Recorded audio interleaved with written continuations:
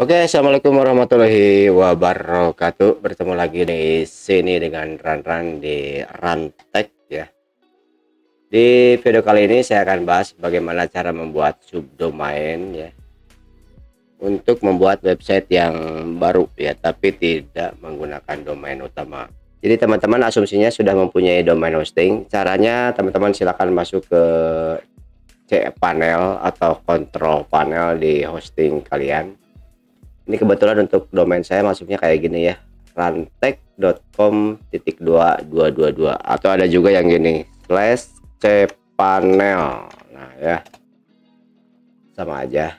Nanti akan langsung masuk ke halaman seperti ini. Ini adalah halaman login untuk masuk ke control panel hosting. Oke, silakan teman-teman login. Setelah berhasil maka akan masuk ke bagian ini. Di sini adalah dashboard untuk control panel hosting, dimana di bagian atasnya adalah domain. Domain di sini adalah beberapa domain yang telah kalian add on ya, atau ditambahkan ke hosting. Dimana di sini domain utamanya adalah Rantek dan yang lainnya adalah add on domain ya. Jadi pembeliannya hanya beli domain saja. Jadi hostingnya nempel di Rantek semuanya.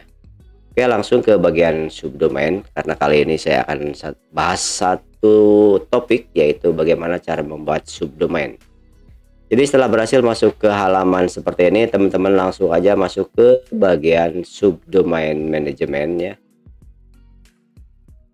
Maka di sini akan ditampilkan beberapa subdomain yang telah dibuat di domain tertentu. Untuk contoh kali ini misalkan Rantek ya. Berarti di sini Rantek sudah punya satu subdomain, yaitu namanya Ranran. Berikutnya di sini saya akan buat subdomain untuk Koperasi Pojok Syariah. Jadi teman-teman tinggal pilih aja domainnya yang mana. Lalu di sini nanti akan berubah ya. Subdomainnya adalah subdomain miliknya Koperasi Pojok Syariah. Nah, cara menamanya teman-teman tinggal masuk ke add subdomain.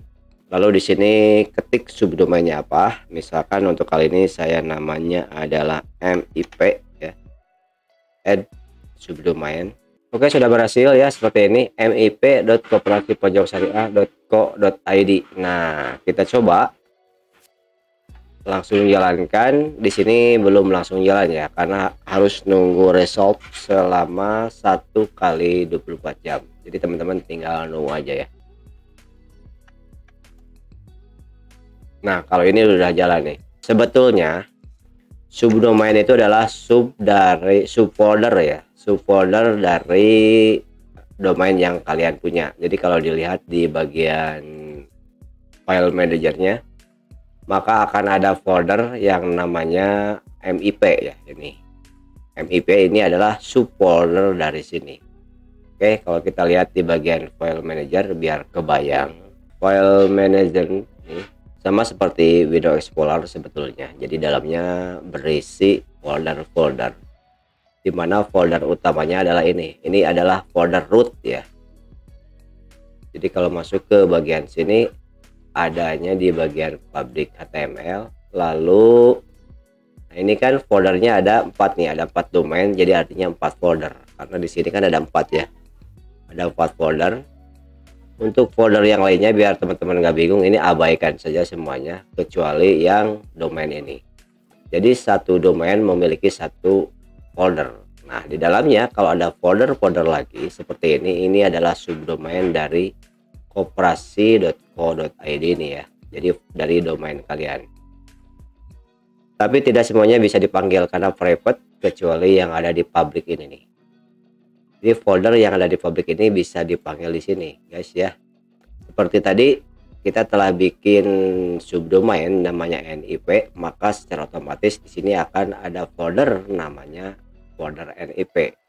Jadi kalau pemanggilannya secara manual, teman-teman tinggal gini manggilnya ya.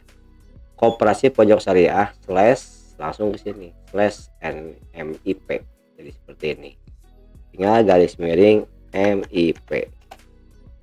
Nah, udah jalan ya. Ini udah jalan karena belum ada websitenya, jadi kosong. Nah, sekarang subdomain bedanya. Jadi folder yang tadi bisa dipanggil di depannya. Ini subdomain kayak gini.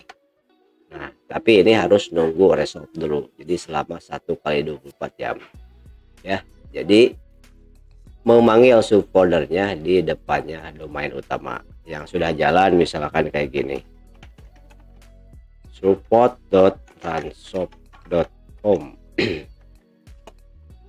Nah ini jadi domainnya adalah ranshop.com, sedangkan subdomain atau subfoldernya adalah support. Jadi kalau kita buktikannya, lihat di sini di Ranshop. Nah ini ya contohnya nih, jadi support.ranshop.com. Jadi support ini adalah subfoldernya dari Ranshop.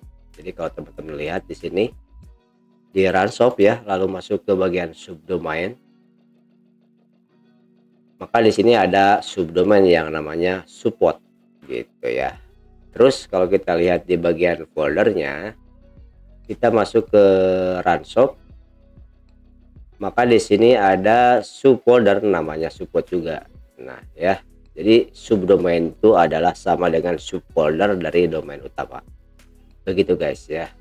Nah jadi teman-teman bisa mempunyai beberapa website di satu domain dengan cara membuat beberapa subdomain. Nah ini untuk support halamannya ini ya, websitenya. Tapi untuk ranshop.com sendiri ini beda lagi nih. Nah ini kan beda ya. Tuh. Jadi teman-teman bisa membuat beberapa website, beberapa page ya di satu domain dengan menggunakan fasilitas subdomain. Oke, begitu aja tentang subdomain, mudah-mudahan bisa dimengerti dan bermanfaat. Assalamualaikum warahmatullahi wabarakatuh.